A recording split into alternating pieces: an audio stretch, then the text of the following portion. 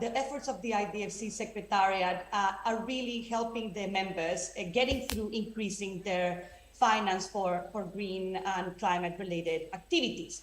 Now, with total commitments of over 1.3 trillion in green finance, the IDFC has become now the largest provider of climate finance globally. And in 2021 alone, as Beryl have mentioned, they committed over 220 billion to green finance, of which nearly 21 billion were dedicated to adaptation. As you can see, the primary sectors that received adaptation finance were water and disaster risk reduction.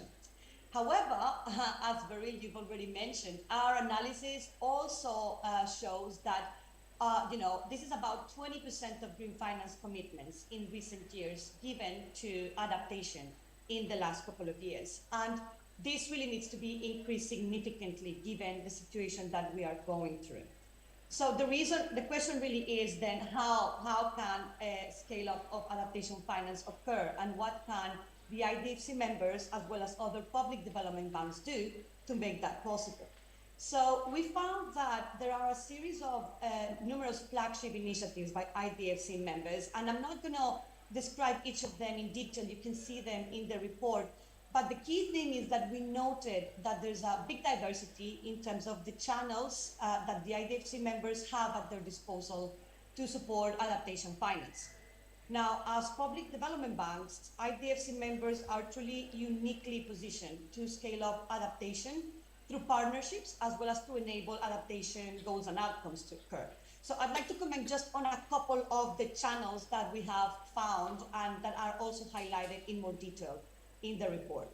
So firstly, it's important to note that they play an important role in engaging with government in order to develop national climate policy strategies, in a way serving as a knowledge broker on how to translate international and national agendas into tangible financing strategies. They can also provide long-term patient investment that is focused on social and environmental outcomes, as well as respond more rapidly to shocks. And this is also possible because of the fact that they are unique in that they have a wide range of financial instruments at their disposal, which enables them to invest in climate adaptation. And they're also becoming much better over the last few years at blending finance to get the maximum results that are needed. Now, a critical theme that is central to COB and is the mobilization of private capital is that public development banks have the ability to catalyze finance at scale and unlock private capital. And one of the main ways in which we found that they crowd in private investments at the moment is by providing first loss capital to de-risk and mobilize private capital by introducing new green financing instruments. Now, last but not least, there's a lot of other investments that require to be climate proof. So even for investments that are not climate related, IDFC members have the ability to climate proof these investments. Again, these are not all of the examples that we provide in the report. I prompt you to have a look at it. But all in all, you can see that there's a broad range of mechanisms available to IDFC members to act as real catalyzers for climate finance. So the question then becomes, how do we strengthen the already unique position of IDFC members and of other public development banks as providers of adaptation finance? And clearly this applies to the recommendations that we give in the report, apply both to the IDFC members as well as other PDDs. Now, number one, we think that there really needs to be an increase in the annual volume of climate finance for adaptation in the years ahead. With a clear target. And this is simply because we see that greenhouse gas emissions continue to rise globally. We see that we're already locked into a number of climate impacts for the decade ahead. And perhaps the way to facilitate that is by building a target that can be broken down by region, noting regional differences on adaptation financing needs. We hear from the IDFC Climate Facility to support IDFC members in building these targets in the new year. Secondly, adaptation finance flows should be directed where possible towards more systemic investments, drawing on a deep understanding of the adaptation problem, as well as a more developed theory of change. Now, please allow me just to reflect quickly on an event that I attended on Tuesday. It was at the GCF and Jeff Pavilion. The event was about how to create co-investment platforms to reach scale both in terms of impact and in terms of finance. And panelists were very clear that there is a need to develop more holistic approaches to building pipelines, better aligned with national priorities. Now, during talk, we heard that IDFC and the GCF have signed a new statement of partnership, and we know that 15 of IDFC members are already accredited under the GCF. So it'll be very interesting to see how, as the GCF moves towards a finance paradigm shift, how will the IDFC also support the development of more holistic portfolios? And from conversations I have been remotely at COP, I think it's going to be particularly interesting to see how they come to overcome barriers attached, especially to social investments, a difficult part within development investments. Third, we think that to ensure members are well equipped and prepared to tackle the full spectrum of adaptation needs, the IDFC Climate Facility must improve the uptake of adaptation tools and methodologies amongst its members. This includes the need to help them combine adaptation with disaster risk reduction, build back better, and loss and damage agendas, as well as ensuring that IDFC members have the necessary funds and financial instruments to better fit into national emergency schemes and to provide more effective and quick support during emergencies. And last but not least, IDFC members are in a unique position to maximize the use of partnerships to leverage adaptation funding as well as interagency collaboration. And perhaps one way of actioning this was a recommendation made by one of the banks that we interviewed, could be to establish pilot cooperation agreements between 2 or more IDFC members to allow for a more systematic screening of multiple sources of funding and the development of more systemic financing strategies for adaptation. Again, these are just a few to prompt the discussion today. I strongly encourage you to go to the IDFC website in order to download the report and see all of the other recommendations. I also encourage you to follow the IDFC on social media as well as us, and contact us if you have interest to know what other projects we are working on and how we may be able to collaborate in the future. Thank you very much, and I pass over to you now, Beryl. Thank you very much, Laura, for this presentation and for this very insightful report. I take good notes that IDFC members and more broadly the national and regional development banks are few recommendations on how we can do so by setting targets, by implementing a more systemic and multi-holistic approach, by tackling all adaptation needs, including DDR and loss and damage, and by building strategic alliances, including with the GCF. I will invite our dear panelists to come back on stage to start our discussion. And my first question will be for you, Teiji. Could you please explain actually what has been your adaptation journey at JICA? What progress have your institution made on financing adaptation? And I will ask the same question to Komlanvi and Carolina afterwards. Thank you. Thank you very much. And I have a presentation, so there. Yeah, it's okay. Thank you very much, and I'm very honored to be here in this panel. And thank you all for the organization. And I will just start my presentation. Next slide, please. In JICA, as you know, we are Japan's ODA administration agency, and we are very focused in the development of the country, the partner countries that we have. So we are very, we think that's very important to the development of the country and the climate change go together hand by hand. And so in JICA we call it as a co-benefit approach that aims to solve the development issues and us together with the climate change as well. So in the adaptation sector, what we do is first to use our climate fit adaptation tool, where we assess the risk of the target areas that we are going to implement the project, and based on the hazards, on the vulnerability of the region, we come up with adaptation measures to have very effective implementation of the project in this case. We have about the financing. We have a graph here. This is the adaptation in climate change.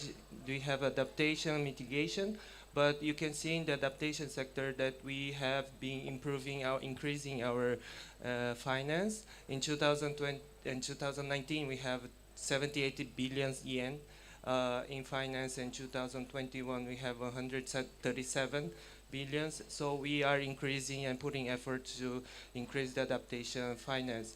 In 2021, we have a little bit decrease in our portfolio because of the COVID. So we couldn't formulate project as much as we wanted. But as you see, we are increasing the finance, as well as the rate of comparing to mitigation. We are also improving the rate in adaptation sector. In 2019, we have 12% of our finance in adaptation, but in 2021, we have 26. We could double that, even with the COVID influence. Please, next slide. And this is the climate fit usage in the project, what we said. We are trying to mainstream the climate actions in our development projects. So we use this tool that we formulate in JICA.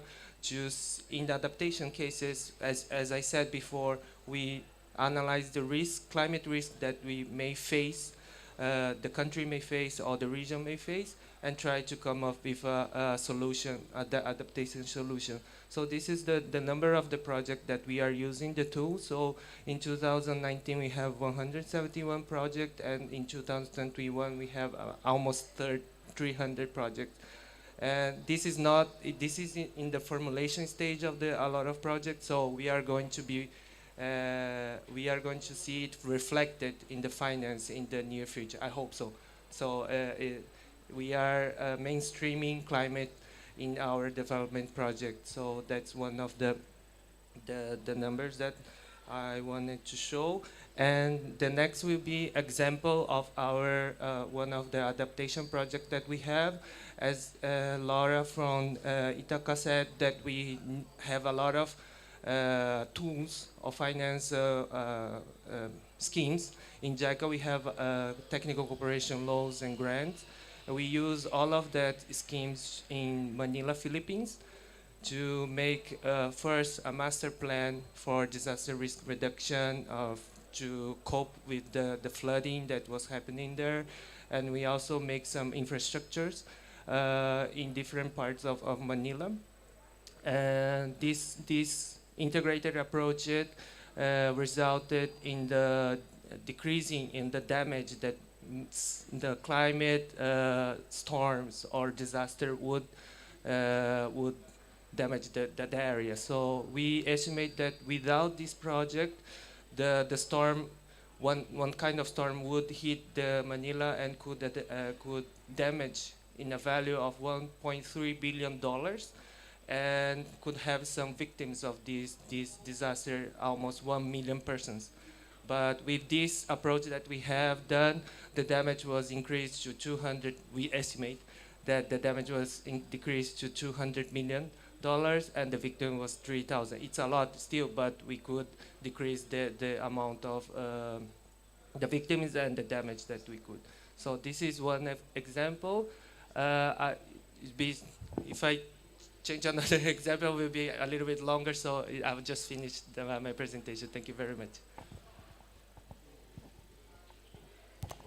Thank you very much, Taiji. And It's good that you emphasize that climate change is not only one of the SDGs, but should be really part of our development agenda. And that you emphasize also the fact to mainstream climate finance and climate adaptation in your development projects using different tools and addressing different adaptation needs. I will now turn to Comlanvie for BOAD. Could you, same question, progress made and adaptation journey at BOAD. Thank you very much for the question, and thank you very much for JICA for presenting such a beautiful journey of JICA implementation of adaptation and mitigations. Quite interesting. I find your tool for assessing risk quite interesting, and I think we can exchange further on that as well. At BOAD, one has to note that we just began a new strategy that we called Joliba, that's ranging between the years 2021 to 2025. And within that strategy, it is clearly listed that 825 billion CFA, XOF currency has to be invested into, adaptation and mitigation a project as part of our strategy. We ought to know that Africa is mostly is the continent that's mostly affected when it comes to climate change, and mitigation is one of the areas that adaptation is one of the areas that we need to emphasize more effort on. So this being said, there are various projects that have been done in the past, together with the Green Climate Fund and the Adaptation Fund and the GEF, to which we are accredited, and various projects that have been done in Niger, Mali, countries that are really within the Great Green Wall areas that really need this sort of investment to actually adapt themselves to the current situations of climate change. Further to that, I think we with other partners, technical partners such as the KFW, for example, have been working together to develop shock resilient loans that would really help countries to sort of adapt themselves when natural disasters occurs. We've seen the situations currently with countries in the news recently that were affected by flooding. Nigeria, which is a country nearby that we don't cover, but is really affected by it as well. In Togo we see it, in Ghana we see it, Republic of Benin being the same. Excuse me. And one of the advantages that we see with this shock resilient loan is that countries will benefit from it, in the sense that whenever there is a natural disaster that occurs, the shock resilient loan kicks in and helps really sustain the loan that they got with at the bank. So the service of the loan basically is taken care of, while the natural disasters as well is taken care of the impact of it basically. So to say the least, that is one of the tools, but currently we've also had a technical assistance from AFD excuse me, that works with that is going to implement, various climate assessment tools, for assessing risk as well, prior to providing that shock resilience loan. We're going to have a sort of limitations to carbon emissions, for example, on each project that's going to be financed. We're going to have a very innovative approach towards developing solutions to the various risks that we find, and we're also going to have some sort of funding that's going to help with not only adapting to the current situation, but also helping with feasibility studies, for example, and so forth. So I think for the journey, that's what it's been. Current projects that we finance with climate finance, climate funds, basically GCF, GEF, and Adaptation Fund. And then furthermore, we have our tools and our strategies and our funding that's going to help with countries, and we also have with our partners at KFW on the shock resilient loan. Thank you very much. Thank you very much, Comme l'envie, and thank you for recalling the specific needs of Africa on adaptation, and also for detailing your adaptation, your journey, the need for a clear strategy, and also the need for partnerships, first with IDFC members. You said KFW, AFD, JICA.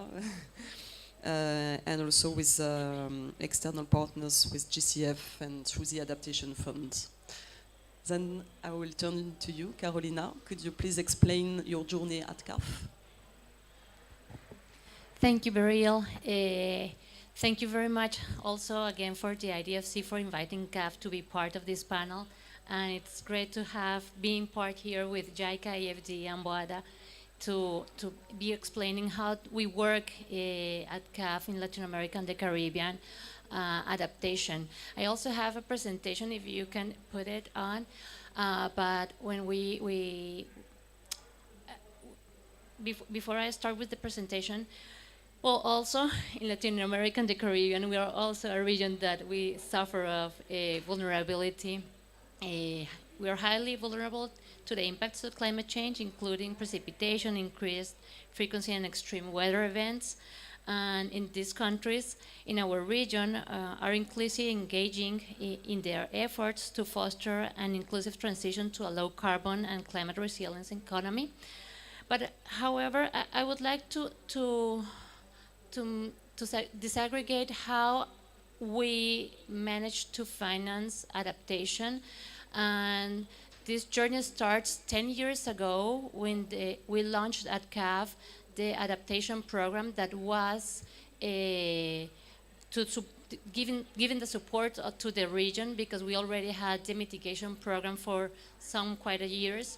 So 10 years ago, in 2012, we launched the program adaptation, and with this we started a journey on doing the studies on vulnerability, what's happening in the territory, in the cities, in the rural areas, agriculture. So first we started with these vulnerability studies.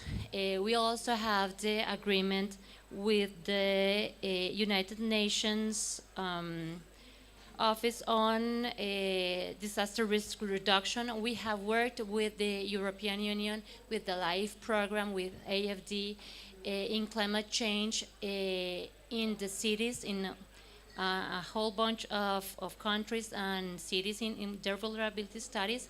But then also, from that perspective, we have seen during these years that today we have a need of a transformational change.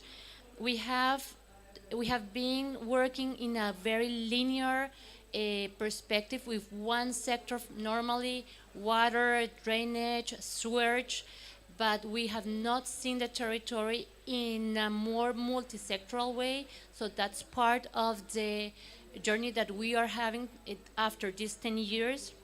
Also, what's happening in our territory, and I think that's in Africa also maybe happening, that we are missing a lot of information.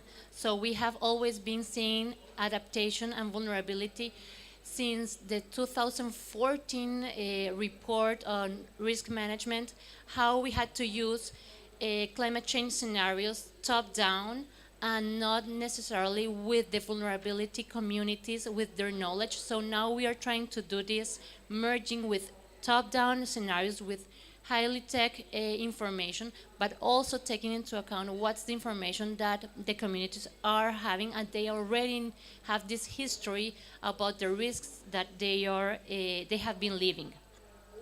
Then also working with the governments, this multi-sectoral and this approach with the national, local municipalities, national policies, government ministries, and in a transversal way. That's also what we are trying to start from like this year, and not working only with the Ministry of Environment or the Ministry of Transport in a very sectoral way, but more in a transversal way. And that's also in our programs internally at CAF. It's not that the vice presidency of, or the management of urban development, or the management of infrastructure, are in separate areas. We are all working together right now to have much more transversal programs. And what I wanted to present, next one please, is that still we are just finished this study of the financial gap in adaptation in Latin America and the Caribbean, based in for 3 different subsectors: drainage and flood control, irrigation and agriculture. And what we can see here is that, for example, in Argentina, in Mexico, drainage and flood control is much more needed than in other countries, and that's the gap in financial adaptation that we are having right now in Latin America and the Caribbean. And if we go to the next one, please, that's very quick. In coastal zones also, we have done this study. And for example, what is really interesting here is that in Barbados, there's we had the study based on the benchmarking, having Barbados as the best country that has been investing a lot of resources to protect their coastal zone. And as you can see, Barbados doesn't need that much investment right now, but we can see that Mexico, for example, Republican Dominican, Panama, Colombia, Peru, there are countries that are really needing financial resources at this moment. So what we are seeing, for example, in numbers, in Trinidad and Tobago, the investment that has been given to only in coastal zones per year is of $65 million. And if we go to a scenario of 2022-2030, that gives us that they will be investing more or less $500 million. But then compared to what the investment that has been doing Barbados as this benchmark, right now, they have, in Trinidad and Tobago, they should be investing $1,700 million. So that's 3 times that what they are right now investing. And this happens in all of our countries, that we are not enough investing. So there's a gap, and today, as you mentioned, and as Laura mentioned, one of the solutions, of course, CAF cannot be able to finance all of that gap adaptation. So that's when we are willing to work, of course, with AFD, with the KFW, JICA, WADA, with the IDFC members. I think that's a partnership that we should be doing. Thank you. Thank you so much, Carolina. And you're right to emphasize the role of National Development Bank in supporting national adaptation plan, including through multi-sectoral approaches. That will be the top-down approach, but also to take into account the specificities of the territories we are investing in, identifying the financial gaps, and that will be the bottom-up approach, if I understood you clearly. Then I will come back to you, Laura. Could you please briefly recall us what are the main challenges that IDFC members and public development banks face for scaling up finance adaptation? For sure. Thank you, Beryl. Let me first elaborate really on what's the dimension of the challenge that we're talking about. So the UNEP adaptation gap estimated that adaptation financing needs in developing countries need to be 5 to 10 times higher than currently tracked adaptation finance flow. Now, it estimated that adaptation costs could range between 140 and 300 billion per year by 2030. Now, if you've read the CPI Climate Finance Landscape Report, you would have seen that for the period of 2019 to 2020, global adaptation finance was only about 46 billion. Now, our results show that in the case of IDFC members, in 2021, it reached nearly 21 billion. So clearly IDFC's contribution is certainly quite substantial. Yet overall, the numbers fall way too short for what is really needed. Now, you have to add to this also the fact that by 2030, we expect about 57 to 95 trillion worth of infrastructure to be built, and that it needs to be climate improved. So this lack of finance at scale, as we currently see it, it has a number of reasons, of barriers. And I'm just going to name three main ones. You can go to the report to read them in more detail. Now, the first thing, it is very clear that gaps remain in terms of data, information, and metrics that are needed to guide adaptation finance and investments. And also, investments in adaptation and resilience are a lot more difficult to measure, as they can take many forms. They're not always consist of very well defined set of activities. So this gap particularly hinders private capital investment, which plays a critical role in meeting at scale the global adaptation financing needs, considering a context of very constrained public budgets and increasing cost of climate impacts. So we strongly encourage the IDFC Secretariat to focus a lot of its attention next year in overcoming this challenge. Secondly, there is a limited clarity on government capital investment needs for financing their adaptation priorities, and on how to build project pipelines that are transformative for adaptation investments. Now, according to the WRI report on the status of updated NDCs, which was also released recently, about 53% of NDCs include estimates on climate finance requirements. Together, they amount to about 2.7 trillion for mitigation and 1.1 for adaptation. Now, listen carefully though.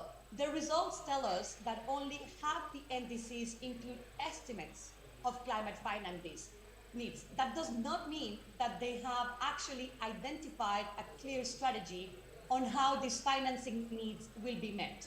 So in 2023, public development banks, IDFC members must, at all costs, provide better support to countries to define these financial strategies and to support the development of climate-resilient pipelines of investment. Perhaps another entry point would be support the development of financial strategies in support of emergency and disaster recovery responses to ensure that they deliver on adaptation, resilience, and build back better outcomes. And then finally, I think it's important that we remain conscious of the fact that there is a risk that climate change adaptation may be deprioritized in the short term, while governments are responding to other pressing priorities. We're in a world that is struggling to cope and recover from COVID-19. We're in the face of a global food insecurity crisis, at the largest energy shock in decades as a result of the Ukraine and Russian conflict. So it's critical that public development banks and IDFC members rise to this challenge and ensure that COVID recovery plans, as well as other aid packages, are resilient, equitable, and inclusive, and that they follow also the adaptation agenda. I think those are the key ones for now. Over to you. Thank you very much, Laura. So, 3 barriers to overcome, and so we need more data to guide our investments. We need to better define and support our country's strategies, including through national adaptation plan and long-term strategies, and build investment pipeline. And we do need to push and forward and harder on adaptation finance. So I will now turn to you, Catherine, from AFD. Could you please explain to us what is needed actually to scale up adaptation finance, both in terms of volume and quality? Thank you, and thank you for this invitation. I'm really glad to be speaking with all my colleagues from IDFC members. So last year, AFD has invested, Last year, AFD has invested more than half of investment on climate co-benefits, which represents around 6 billion. And on this 6 billion, 30% are dedicated to adaptation. It's an important volume, and it's the result of a long-term journey with a proactive and voluntary policy that started at COP21. And I would like to underline here the importance of setting targets, as Laura mentioned it. Last year, we have also had the opportunity to launch, to initiate an evaluation of our investment in sub-Saharan Africa on adaptation co-benefits. And I will encourage all the members and more broadly all donors to have this kind of exercise, because it's really part of this adaptation process of journey to collect data, but also more broadly information and knowledge about what we've done already, what we can learn about what has worked and what has not, and so we can also reshape our investment. This evaluation, that is not at the project level, but more at the regional level and over the long term, is giving us information to deal with our future investment, as the Ithaca's work has done for us as a club. What the analysis is saying is that there is a lot of areas of progress in terms of quality, and more especially in terms of increasing our systematic investment. And I think on this, it reflects also where we also need to improve more broadly at the IDFC level. When we are speaking about systemic investment, we are speaking about upstreaming opportunities, mainstreaming adaptation, but also tracking our impact and learn about our experience, and then reflect all of this in our current and future investment. We recognize at AFD that involves dedicated means in terms of human resources and in terms of finance. And for doing that, we can rely on several initiatives that has been initiated for several years, or that we are starting now. So the oldest initiatives, let's say, that we have, and that is in the report, is the Adaptation Facility. It started in 2017 for the phase 1. It was 30 million euros for 15 countries, and the aim of the facility is really to have to cover all the dimensions of adaptation. So from research and analysis to policy support in the national adaptation plan, like supporting the countries in developing their national adaptation plan or their NDCs, and then also by upstreaming and mainstreaming the investment.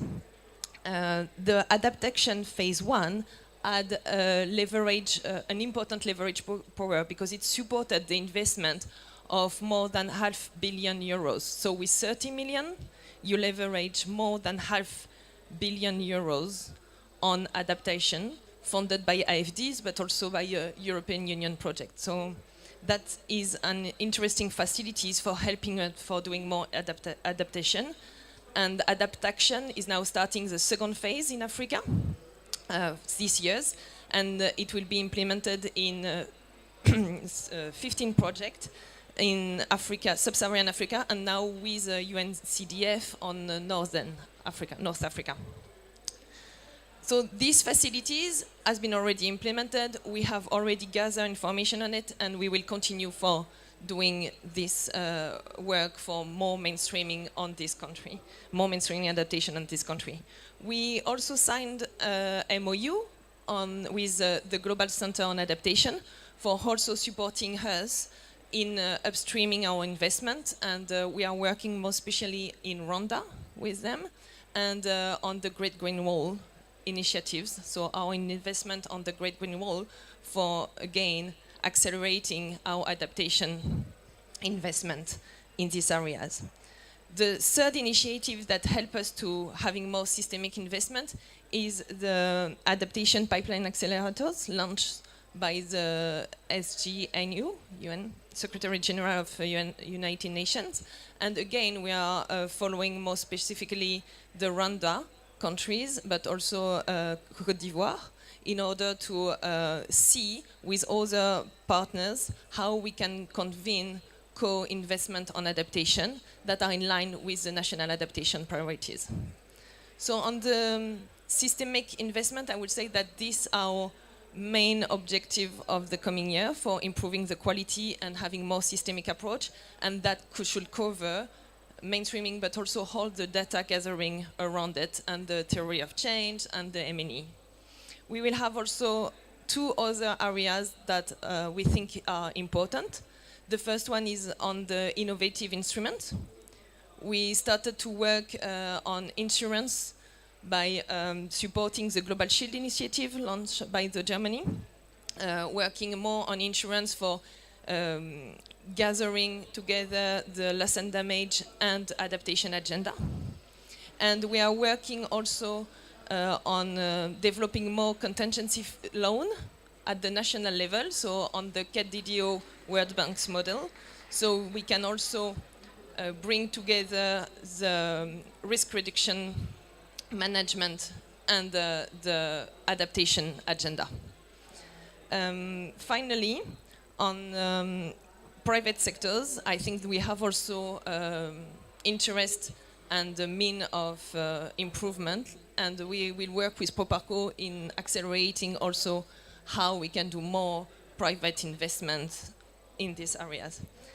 And finally, we're working also on developing more natural-based solutions, because recently our team is also in charge now of the biodiversity and biodiversity roadmap. So we will have to also work more on how to find innovative instruments that can combine both, like protecting nature and adaptation. And finally, I really we continue to work on IDFC on learning from the colleague, because I've heard so interesting point that I would like to develop with them. Thank you very much, Catherine, for explaining your mainstreaming journey at AFD. Lots of initiatives and tools, including the adaptation, strategic partnership with GCA, with through the Global Shield initiative as well, with KfW. I will not recall all of them since we are running a bit out of time, and I will turn to you, Taiji. Same question. Thank you very much for the question. And I just want to introduce that JICA has a global agenda of climate change that have its targets in adaptation and climate finance. And this in climate finance, the target is 1 trillion yen per year by 2025. And it includes mitigation adaptation, but we are trying to make a balance between mitigation and adaptation, so we are going to increase the adaptation and also to double the contribution in climate change adaptation by 2030. So we have these targets and we have to work hard to achieve them. So that's what we need to do to increase the volume, as well as we have to increase the volume of the project that are developing projects to also mainstream the climate change in the development project as well. So we need to have this transversal, as Carolina said, like transversal connection between the departments inside JICA as well, and I think in the countries, in the country base. Okay. So I'll just be very brief. So you need partnerships to like strengthen the partnership with GCF, for example, that because the ODA that we have in Japan, it's limited, so we have to increase this kind of partnership and strengthen the partnership with IDF partners as well. In the quality, I think the information is very important. That's why we are doing this climate fit to assess the risk. And I think what Karina said as well, the top-down, not just the top-down, but including the local communities, to include all the stakeholders that will be affected by the project. It's very important to improve the quality as well. And the final, just one important thing that I think it should be integrative. We last side event that I went for, there was a minister of Norway of international development that she said we have ODA but it's limited, so we have to use it as effective as possible. So it's not just looking at if a project is just agriculture, but not just agriculture, adaptation, poverty, and all the related sustainable development goals to be more integrative, so we can harness all the co-benefits that we can to make this more effective and quality adaptation project. To be brief, thank you very much. Thank you very much. We have some similarities with your two journeys. The importance of setting targets, to collect data as well in an iterative process, to build internal capacities, to have specific tools, and including a careful use of concessional finance, and of course to build strategic partnership as well. So I will go back to you, Frank. Speaking about strategic partnerships, could you please tell us how can IDFC support its members to raise ambition on adaptation and resilience? And I will ask you, Carolina, the same question, and then we will have a final word from all of you. Thank you very much for that question. I think IDFC has been supporting already, and I think IDFC is continuing to support, in whichever way possible. There are already existing working groups, for capacity building, for knowledge sharing. There are also a lot that is being done with the climate finance working group, for example. We were opportune this year, for example, to be part of a very interesting sort of training with TSKB that was organized again by the Climate Finance Working Group. So I think strengthening the climate facility and also strengthening members' partnership is something that needs to be continued.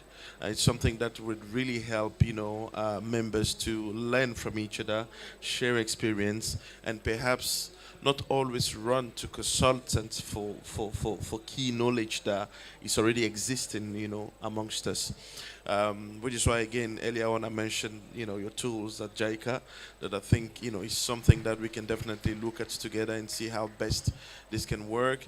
I think Kath also mentioned, some of, the importance of this partnership, and AFD, as you can see, also is partnering with various partners, in Africa, Latin America, to implement, various agendas on the adaptation and mitigation aspect.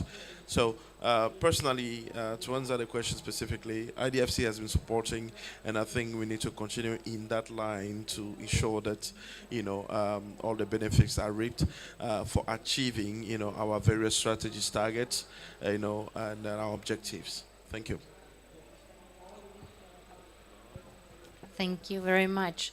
Well, I agree with you completely. I think from the Climate Finance Group, it has been a interesting journey. Also, taking into account like the two main products that we have, the common principles of climate change adaptation finance tracking, and also the green taxonomy that has been developing from there. The reporting that we have to do every year regarding our projects and what we are financing. So I think, just to be really short, the building capacity in CAF through the IDFC team, it has been integrated. We have, I think from CAF, we have to engage more. Probably that's part of our work internally. So, but I think it has been a good work, and we have to continue on that pathway. Thank you very much for recalling the three pillars of IDFC, which are knowledge sharing and capacity building among members, including on the specific topic of adaptation finance, but also to voice the role of public development banks in that field, taking commitments on climate finance as well, and through our operational arm, which is the IDFC Climate Facility, and that support members in project preparation and in mobilizing international concessional finance, including with the GCF. So this is nearly the end of our side events. I will ask you a very last question. And please be short, since we are a bit out of time. So, according to you, what will be your main objective for 2023 and for the coming months to scale up adaptation finance? I will start with you. Thank you. I think for 2023, we'll continue working on our strategy. That is the Joliba strategic plan 2021-2025. We'll keep on deploying more finance into that. We'll keep on partnering with various partners, maybe IDFC or other bilateral funds. We'll also, we'll also keep on working on research and data collection to ensure that, shock resilient loads, for example, as a product that I mentioned earlier, could be deployed effectively. Thank you. Thank you very much. Well, from CAF, multi-sectoral projects are going to be the ones that we are going to promote from 2023. Moreover, we want to have the 40% of our pipeline to be in 2026 green, and that's in a very transparent way. And also, we are thinking, we have also our climate action and positive biodiversity management, and from there we have also merging biodiversity as part of all of our adaptation solutions. So nature-based adaptation solutions are also going to be much more into our portfolio. From AFD's perspective, it will be to continue to improve adaptation in terms of quality of our project, mainstreaming more systemically adaptation, but also working in areas where we see a lot of opportunities on nature-based solution and more generally on biodiversity, and working on collaboration at the IDFC level in finding co-funding opportunities. Okay, thank you very much from JICA. I think it's will be the same comments, but yeah, we are going to work hard to mainstream the climate change in our development project, and start from today trying to make partnerships. And in adaptation sector, we are going to be more focused in disaster risk reduction, water sector, agriculture, biodiversity, and health. That's what we are going to do. Thank you very much. Thank you very much. Laura, do you want to say a last word, or it's really up to you? Just to say, no, I was just paying a lot of attention to what the panelists were saying, and I'm glad to see that it also reflects some of the areas that we have recommended, especially in terms of new thematic areas that we think can generate co-benefits if they are being brought forward together, like nature-based solutions. So it's been great to see that the recommendations have been welcomed by the panelists and their affiliated financial institutions. Thank you very much, Laura, and thank you to all our dear panelists. I will just conclude by recalling what you just said as priorities for 2023 to scale up adaptation finance, so strategies, multi-sectoral approach, mainstreaming, and of course partnerships. Thank you very much.